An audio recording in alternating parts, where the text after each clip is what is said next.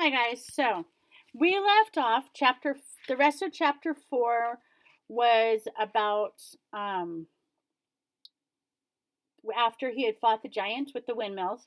And then chapter 5 we had the the golden helmet of Mambrino because it was a barber's basin, but it had been bewitched by the wizards, of course. And then there was some nice ladies trying to get to Seville to see her husband, and the people riding with him, and the priest. They were he wanted to fight with them, and he ended up um, getting beat up. And then we come to chapter 5 where he lets out criminals, and he ends up getting stoned by the criminals, and he and Sancho get beat up by the guards, and he thinks that they're just very ungrateful because he set them free and now they're throwing stones at him. So, chapter 6, back to La Mancha.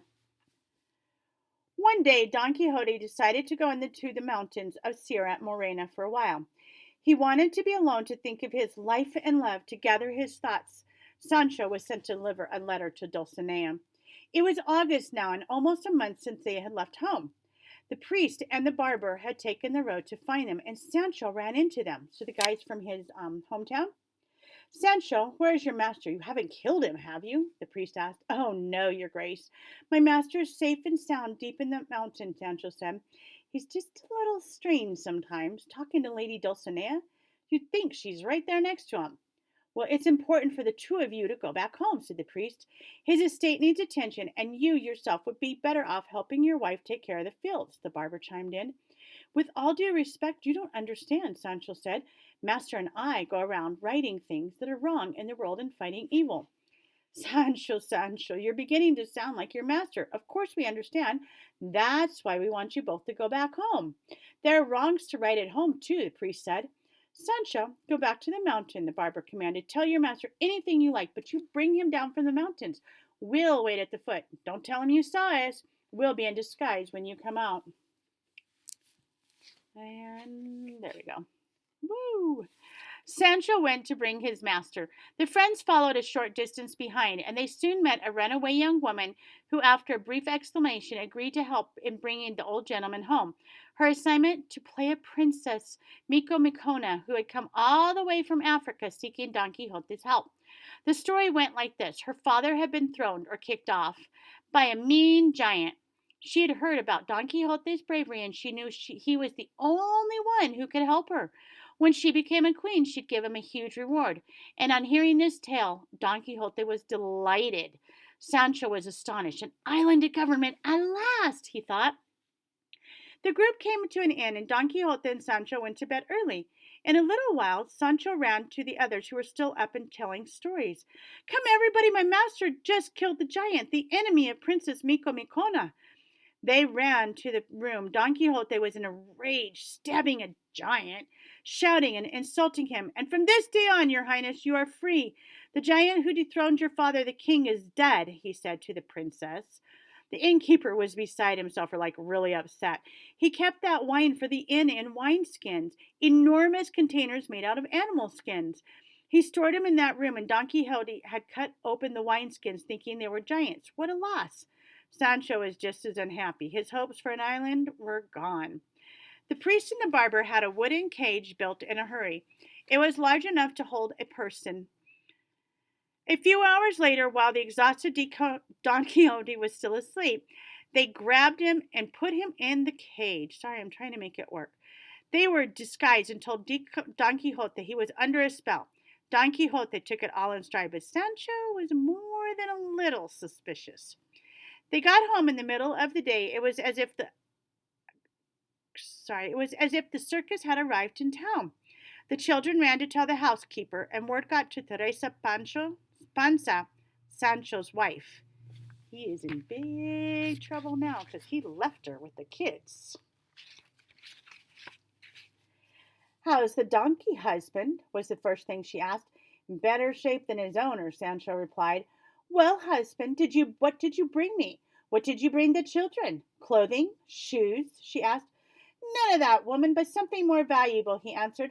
The next time my master and I go away, I'll come back governor of an island, and you'll be rich.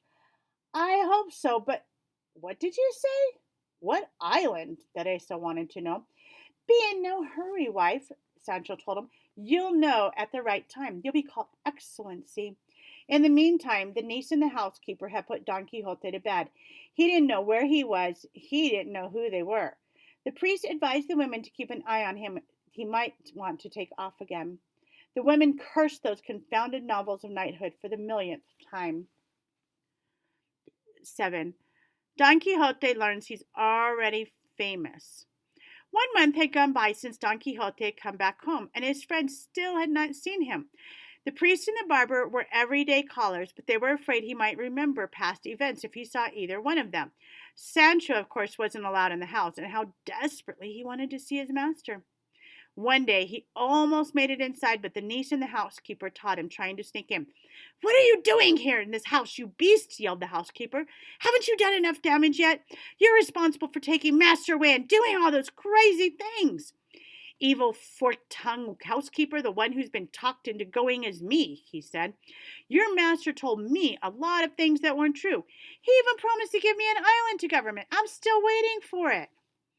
No matter. Go away, take care of your household and your field, the niece commanded.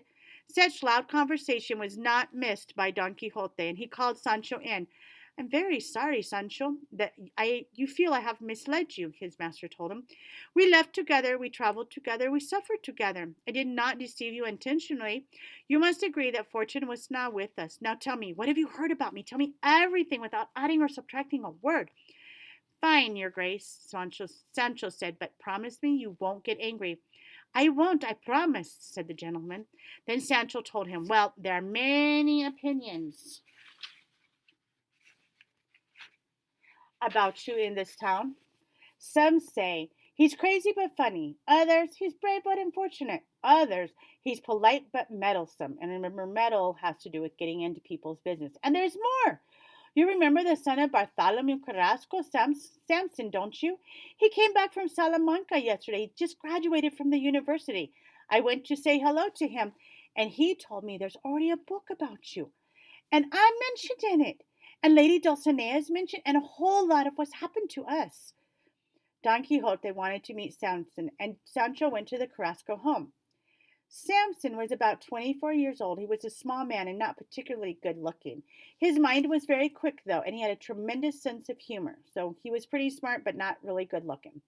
When he saw Don Quixote, he knelt on one knee, took his hand, and kissed it while he said, It is with the most humble heart that I salute you, noble knight, one of the most famous in the world. I cannot become tired of reading the story of your adventures. I would be happy to be your servant. Don Quixote asked him to rise and take a seat next to him.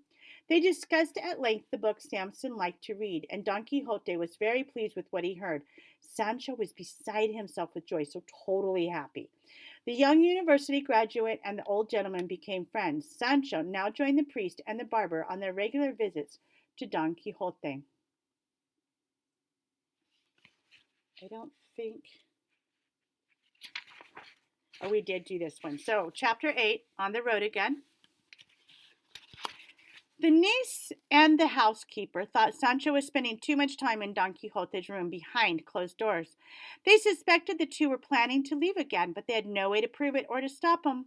Night came. Knight and squire left again, one for the third time, the other for the second. Destination, El Toboso. Purpose, to seek Dulcinea's blessings. They arrived in El Toboso late the following evening. All was quiet. There was no one to tell them where Dulcinea lived. Even if there had been people around, how would anyone know about Dulcinea, a lady produced by Don Quixote's imagination? There was a real farm girl somewhere, but her name wasn't Dulcinea, and the gentleman had only seen her one time before. They rode around the deserted streets until near dawn, when they saw a farmhand going to work. Don Quixote stopped him. Say, good man, could you tell us where the palace of the beautiful Princess Doña Dulcinea del Toboso? Sir, I don't know, the man replied. I'm from out of town. I'm only working here for a while. The priest and the sexton live in that house across the street. They might know, but I don't think there's a princess living in this village. Daylight had come, and Don Quixote stayed hidden oops, sorry, in a nearby bush where Sancho went to look for the lady he had not seen. Don Quixote asked him to come back quickly. What will I do? Sancho thought. How can I get out of this one? Because he knows there's no Dulcinea. He knows Don Quixote is a little bit loco en la cabeza. Then he saw 3 farm girls riding toward him. He ran back to Don Quixote. Master, master, Mistress Dulcinea and 2 other ladies are coming to see you, he exclaimed. You are making fun of me, Sancho, his master said. Master, why would I do that? Come out, see for yourself. They're beautiful, Sancho said. Don Quixote got out of the bush he was hiding in. He saw those less than glamorous women. Are they far, Sancho? He asked. What do you mean far? Can't you see them almost next to you? Sancho replied. Sancho grabbed the reins of one of the donkeys. Getting on his knees, he said, Queen and Princess and Duchess of Beauty, my name is Sancho Panza. I am the squire of that passionate knight you see next to me, the brave Don Quixote de la Mancha who's in love with you. Don Quixote had gotten on his knees next to the girls. Dulcinea was terribly annoyed. What nonsense. They were wasting time and there was all that work to be done at the field. Shut up and move, she snapped. We're in a hurry. Move! Won't you soften a little, lovely princess and queen of El Toboso? Sancho pleaded. What do these town fools think we are? One of the other girls said angrily. You better move or our donkeys will walk all over you. Don Quixote moved and asked Sancho to move. Ah, those enchanters. They had done it again. They had turned lovely Dulcinea into a gross, ordinary, ugly farm girl. Sancho was relieved. He had gotten away with that one. So the enchanters would be the wizards. And there's the farm girls who aren't beautiful and lovely and sweet. And Don Quixote has the reins, so he stopped them on purpose. And she's not real happy, but Don Quixote, he thinks they've been turned into regular people, so he has no idea that he's just been had it. And Sancho is like, whew. He thinks I found Dulcinea. Whew, we're good. And that is the end of today's story. And we just did some testing today and some reading on our own so that we can do AR tests. So, see you tomorrow.